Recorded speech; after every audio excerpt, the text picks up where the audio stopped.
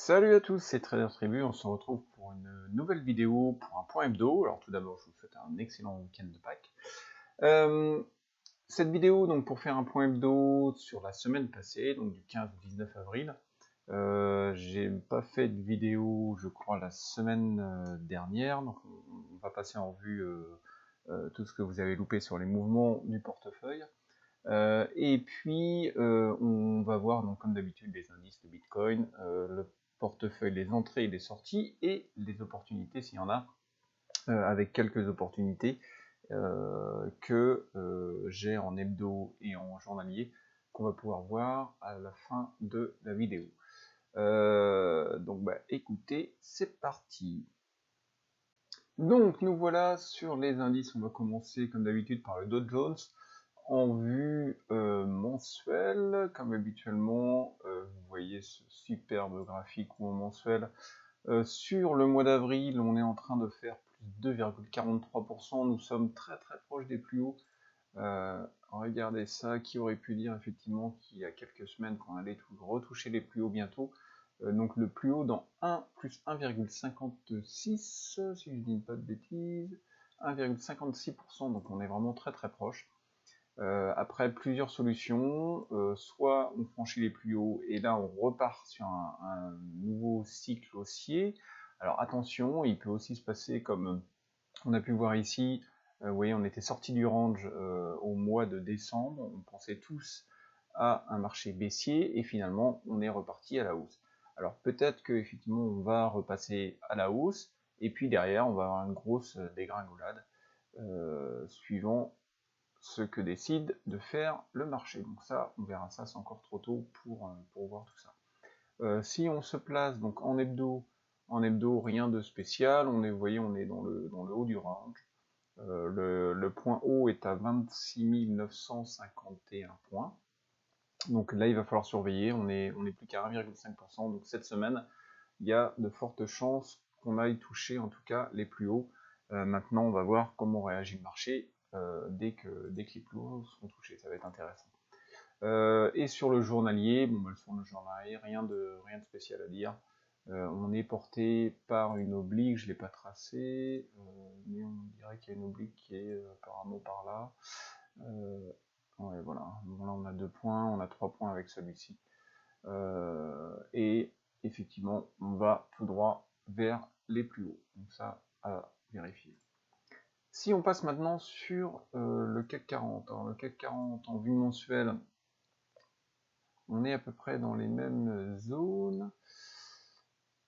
Alors, là, on était sur un triangle. Vous voyez ici qu'on avait un support oblique. Ici, donc, on avait nos plus hauts qui sont par ici, les plus hauts du CAC. Là, nous sommes en vue mensuelle. Hein, donc, les plus hauts, ils datent de juin 2007. Si on prend depuis les 9 dernières années, c'est pareil, on est sur les plus hauts actuellement. Vous voyez qu'ici, le plus haut était donc à 5660 points. On clôture donc à 5580, on est vraiment très très proche. Donc là, ça va être vraiment intéressant de voir la semaine prochaine comment va se comporter le CAC 40. Donc là, c'était en vue mensuelle. Si on se passe en place, j'arrive pas à parler ce soir. Si on passe en vue hebdo, ici, donc nous avons les points hauts qui sont ici. Et vous voyez que là, on est parti vraiment très très bien.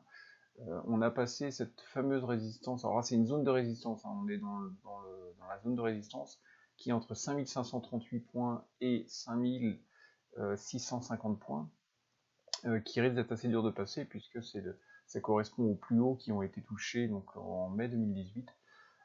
Donc on risque de ne pas passer ça comme ça. Ce qui serait le plus sain, effectivement, c'est qu'on aille toucher les plus hauts et qu'on consolide derrière. C'est ce qui devrait normalement se passer. Et si on se place en journalier, là, rien de chose intéressante. Effectivement, on a passé cette première résistance qui était matérialisée à 5540 points, mais qui monte jusqu'à, ici, vous voyez, les points hauts ici, donc à 5650. Donc, c'est pareil, à surveiller. Et maintenant, si on parle du Bitcoin, alors le Bitcoin, là on commence à avoir des choses intéressantes. Si on se place en mensuel, bon voilà, on voit pas grand chose, on voit juste que le range que je vous avais mentionné déjà depuis 3-4 mois, on vient de le passer, enfin on l'a passé déjà il y a 2 semaines de ça, on en a parlé la dernière vidéo. Si on se place en hebdo, bah là on voit qu'on arrive sur une grosse zone de résistance qui est entre 4980 points, 4980 euros et 5240 euros. Et en plus, on a une moyenne mobile qui doit être la 50, oui, c'est la 50 qui fait résistance en hebdo. Donc là, attention quand on prend des positions, parce que de toute façon, on a fait un T1, un T2, un T3, et là, on est au contact d'une forte résistance avec la moyenne mobile à 50 semaines. Donc bon, là, attention, on risque de reconsolider un petit peu, et ce qui paraît très normal. Et si on se place en journalier, on voit beaucoup mieux, où là, vous voyez qu'on a une zone de congestion avec une forte résistance ici, qu'on a passé avec du volume, parce que vous voyez que le volume a quand même énormément augmenté depuis début avril. On a eu un super breakout ici, derrière on a été touché la résistance à 4767 euros, et tout de suite on est revenu tester donc la résistance qui est devenue support, qui est donc à 4350 euros, et là on évolue, on est en train de consolider tranquillement. Vous voyez qu'il y a des bandes de Bollinger qui sont comme ça, donc là il faut faire très attention, puisque on a peu de chances d'aller faire un breakout maintenant, puisque la bande de Bollinger est ici descendante. Il faudrait attendre une consolidation de plusieurs jours pour avoir des bandes de Bollinger très serrées comme ici, où là, ici, vous voyez, c'est très serré, et là, on a une breakout derrière. Donc c'est vraiment ça qu'on va rechercher en premier. Donc là, on n'est pas encore prêt, mais quand ça va partir, ça pourrait être intéressant. Alors là, prendre une position soit ici, ou soit on attend le breakout, donc on attend la consolidation, en sachant qu'il y a quand même une très grosse zone ici entre 4940 et 5255, vous voyez, qui correspond à la zone qui a été maintes et maintes fois touchée, où le support a été enfoncé, et maintenant c'est devenu une résistance. Donc c'est une résistance assez forte, mais bon, il va falloir surveiller ça de plus près, mais ça, pour l'instant c'est pas encore mature.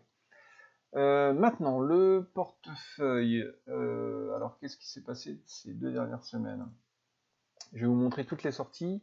Je suis sorti sur ENPH. Alors, ENPH, on en avait déjà parlé. J'étais rentré ici à 7,60$. J'avais fait une première sortie à 8,10 et une deuxième sortie à 8,66. Donc là, c'était un trade qui était gagnant. Ensuite, CJJD, alors je sais que celle-ci, elle avait une pattern qui était plutôt sympa, puisqu'on avait du volume, on était en augmentation, on était plutôt très très bien. On a fait un breakout ici, j'étais déjà à plus 20%, je crois, de mémoire.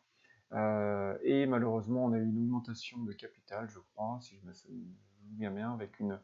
donc heureusement, c'est là où je vous dis de mettre des stops, où c'est vraiment important. Je suis sorti ici à 2,07. Là, c'est parti vraiment très très très vite. Et heureusement que je suis sorti, parce que depuis, on est à 1,50. J'ai failli attendre, parce qu'on avait la moyenne mobile ici à 200 jours, qui aurait pu faire office de support, mais bon, j'ai décidé de ne pas prendre le trade, parce que c'était pas dans les plans. Et heureusement, puisque finalement, vous voyez que c'était enfoncé, et qu'on est parti sombrer dans les plus bas. Donc je suis sorti là-dessus en perte. Poxel, alors celle-ci qui était aussi qui avait un bon graphe, j'étais rentré juste après la news, on avait fait une belle mèche ici, on était parti vers les plus hauts, et derrière, on a 5 bougies de forte baisse. Je suis sorti, donc vous voyez, j'étais rentré à 9,08, je suis sorti à 7,88, et puis derrière, on a continué à baisser. Donc là, sortie aussi en perte. LFVN, là j'ai dû sortir en toute petite perte parce que j'étais rentré donc à 14,22, je suis sorti à 13,08, enfin non, toute petite perte, une perte quand même. Et puis derrière, bah, c'est pareil, on est parti en baisse. Pourtant c'est dommage, on avait un beau triangle ici. Alors là il n'y avait pas eu de breakout, j'ai pris quand même la pattern alors que c'était pas un breakout. j'ai pris sur le support oblique et malheureusement derrière on a chuté juste derrière. Donc comme quoi il faut bien attendre et garder son trade que l'on souhaite, c'est-à-dire ne pas anticiper et de prendre vraiment le breakout quand il se présente. Et enfin VCYT, alors celle-ci c'était une super pattern puisque je l'avais pris le 1er novembre, je l'ai pris à 13$. Et derrière je suis sorti, j'en avais repris, alors je sais plus à quel niveau, il y avait eu un deuxième breakout, ça devait être ici, voilà, avec la ligne verte, j'en ai repris à 21, et puis derrière je me suis fait sortir à 22,08, donc j'ai fait 75% de plus-value en 5 mois. Donc là celle-ci était plutôt une très bonne prise de position. Vous voyez ici on a beaucoup de volume et derrière on a flambé à la hausse. Donc là c'était parfait sur cette position. Donc voilà, ça c'était toutes les sorties. Maintenant on va parler du portefeuille en cours. Alors en risque, j'ai toujours 5 actions en portefeuille risque. Donc là HBM, on a une belle hausse ici. J'ai pris position ici sur la flèche verte à 7,30, enfin sur la ligne bleue. Et derrière, donc on a eu ici un dépassement des plus hauts, aussi on a une tasse. Derrière on est venu faire un pullback, et on est revenu faire un pullback une deuxième fois. Là on est en suspension juste au contact de la moyenne mobile à 20 jours. Donc là, bon, en espérant qu'on parte vers le haut, j'ai toujours ici mon trade comme d'habitude avec un stop donc à 6,35 et un take profit à 8,15 pour la moitié de la position. R1 RCM, alors RCM, celle-ci je l'ai pris, donc il y a eu un breakout ici. Bon, hein, c'était un petit breakout parce qu'on n'a pas eu non plus énormément de volume, bon je l'ai pris quand même, et je l'ai pris surtout sur pullback. Donc là on est pile poil sur la ligne d'eau de cette fameuse tasse avec anse, et en plus je suis sur un support oblique, donc bon, support oblique plus ligne d'eau plus la moyenne mobile ici, donc à 50 jours qui est ici, qui est vraiment pas loin. Donc là j'ai pris la position avec un stop derrière assez serré, qui est en dessous d'un moyenne mobile à 50. Donc là on va bien voir. FLWS, alors FLWS, là on avait du volume, on était dans les plus hauts, on a passé le plus haut, donc là on est monté un petit peu, on a refait un petit pullback, on devrait normalement repartir à la hausse. Ici j'ai mis un stop qui est vraiment assez loin, et en plus en dessous les moyennes mobiles à 50 jours, donc on ne devrait pas sortir tout de suite, si on devait déclencher le stop.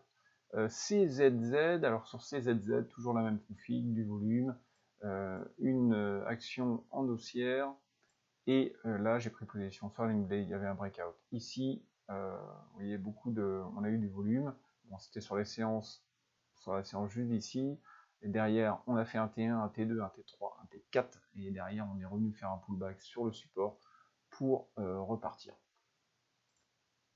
Et GLDD, alors GLDD, donc toujours même config, donc là derrière j'ai pris position ici,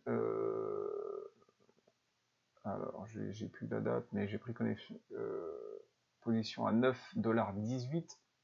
Aujourd'hui je suis donc en hausse, en plus-value là-dessus, donc là on laisse courir tranquillement jusqu'à ce qu'on atteigne le take profit, donc qui se trouve à 10,20.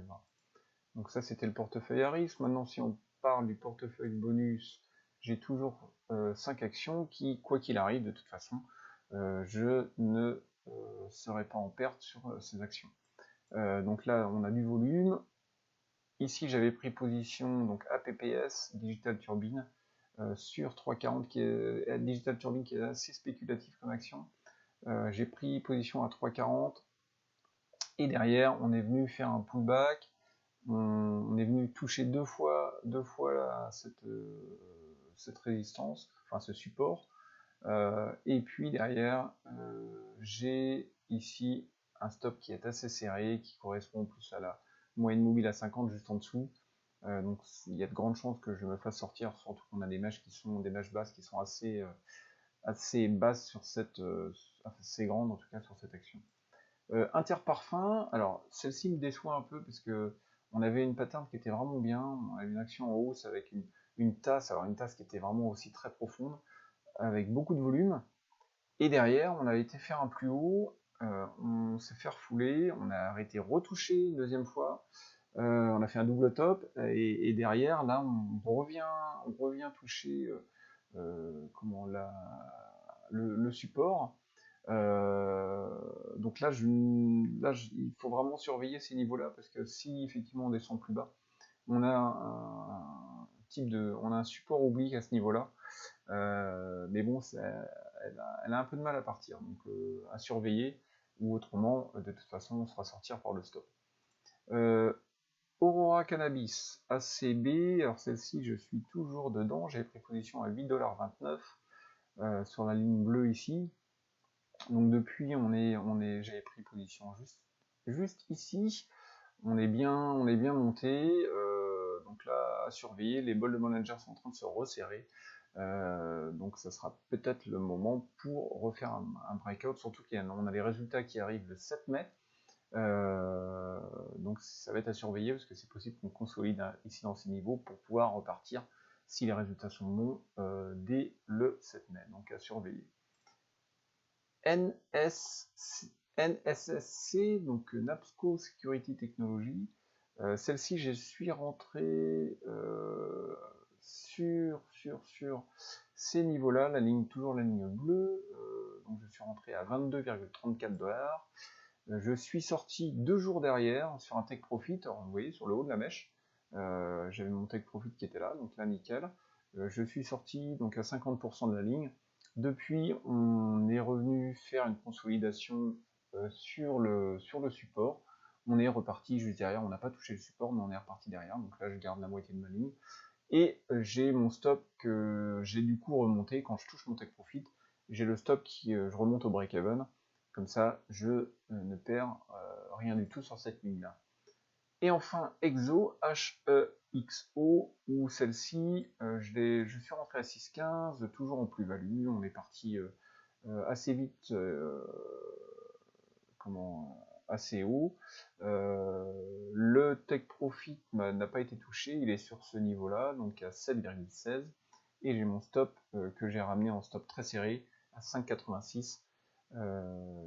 Qui est un stop vraiment serré par rapport à mes stops habituels. Donc ça, c'était le portefeuille bonus. Alors maintenant, les opportunités. Sur les opportunités, j'en ai quelques-unes. Alors ça, c'est en hebdo. Hop. Opportunités, donc en journalier, j'en ai que 3 que je voulais vous montrer. J'ai la première qui s'appelle AIRG. Alors celle-ci, elle est pas mal. Le seul problème, c'est qu'on a vraiment des grandes mèches, donc j'aime pas trop prendre avec les grandes mèches comme ça. Donc bon, j'ai juste mis en surveillance, parce que vous voyez ici, on est revenu toucher cette résistance. Ici, on a eu un beau breakout. J'ai mon indicateur qui s'est déclenché ici. Et derrière, on est revenu faire un pullback sur le support. Mais avec une très grande mèche. Donc là, ça aurait été intéressant de le prendre, mais c'est sûr que là, il faut faire attention sur les actions où on a des mèches importantes comme ça. Il faut éviter. TAC, donc Transalta Corporation, celle-ci est pas mal, mais là, on attend le breakout, clairement. Il n'y a pas de breakout pour l'instant. On a été touché plein de fois cette résistance. On a les bandes de Bollinger qui sont en train de se resserrer, donc c'est plutôt pas mal. Là, on va attendre de voir ce que ça donne. Si on fait une petite tasse, on va avoir des mouvements assez serrés, et puis après, on va attendre. Quand les bandes de Bollinger vont être très serrées, on va passer un ordre de seuil de déclenchement pour être prêt au cas où ça part rapidement. Et enfin, TRCH. Alors TRCH, c'est pareil, elle n'est pas encore prête. Vous voyez, ici on a cette résistance, on a été touché une fois, 2 fois, 3 fois. Donc là, à attendre et voir comment ça va se comporter cette semaine. Donc là, pas de super pattern, en tout cas, en attente. Et si on se passe en hebdo, puisque j'ai des patterns que je surveille des breakouts en hebdo. Et là, sur l'hebdo, alors pas grand chose à dire. J'ai PCMI qui était, elle, pas mal. J'ai passé un ordre d'achat, oui, je ne suis pas encore dedans, à 27,60. Ici, on a une très belle tasse. On a fait un breakout sur ce niveau. Et derrière, on est revenu faire un pullback. Donc là, j'attends pour prendre position juste en dessous, qui correspondra, en plus, on a la moyenne mobile à 20 semaines qui est juste en dessous. Donc ça serait pas mal pour cette prise de position pour cette semaine éventuellement. Ensuite NEWR, alors NEWR, pas grand chose à dire. On a ici plutôt une belle pattern d'une tasse, où ici on a notre lance qui est en train de se former. Donc là à surveiller dans les prochaines semaines. On a toujours BLFS, BioLife Solution, où celle-ci on a une belle tasse, mais bon pour l'instant la hausse elle n'a pas l'air d'être vraiment très très propre, donc bon, ça va être à surveiller. On va avoir la conjonction ici de la moyenne mobile, donc à 20 semaines, et la moyenne mobile à 50 semaines, qui sont vraiment très très proches, les deux, donc ça va être à surveiller. En tout cas, ça va être un beau support ici, si on souhaite rentrer sur les niveaux des 15-40. PKE, alors PKE, rien de spécial, la pattern n'est pas super belle, bon je la garde en observation, parce qu'on avait ici une tasse, mais derrière on est remonté vraiment très vite, et la once est plutôt partie très très basse. GPRK, pas grand chose à dire non plus, on est en attente, pas super pattern, la pattern n'est pas super belle. Quasi éventuellement, CASY qui pourrait être pas mal, ça pourrait être une bonne idée de trade, donc à surveiller. On a quand même des mèches qui sont assez grandes, et on a les résultats qui sont début juin. CDXS, alors CDXS, celle-ci elle est pas trop mal, on a du volume, on a été touché cette résistance 3 fois pour l'instant. Là j'ai mis un ordre à seuil de déclenchement un peu au-dessus, donc on va surveiller là-dessus, c'est pas non plus une pattern énorme, ça va être à surveiller. EHTH, alors EHTH c'est pas pareil, la pattern n'est pas extraordinaire, donc là on va passer vite, je mets juste en attente. ENTG c'est pareil, ENTG, enfin on a quand même ici une belle tasse, et on a eu notre breakout qui s'est fait la semaine dernière. Vous voyez ici on a une très belle action qui est partie de 7 $ jusqu'à 40 $. Ici on a une belle tasse, donc là ça va être à surveiller la semaine prochaine, parce qu'effectivement là on est plutôt bien parti, ça pourrait être le moment de prendre position aux alentours des 40 $. PDEX, alors PDEX c'est pareil, grande mèche, mais on a du volume, donc à surveiller.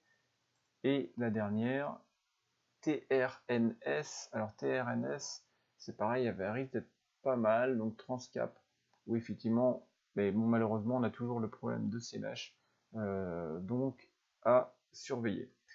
Voilà, bah écoutez, je pense que j'ai fait le tour sur toutes les opportunités. N'hésitez pas à me mettre en commentaire les opportunités que vous pouvez vous voir. Sinon, vous avez toutes les coordonnées dans la description du groupe Discord, où on échange un peu sur toutes ces opportunités-là tout au long de la semaine.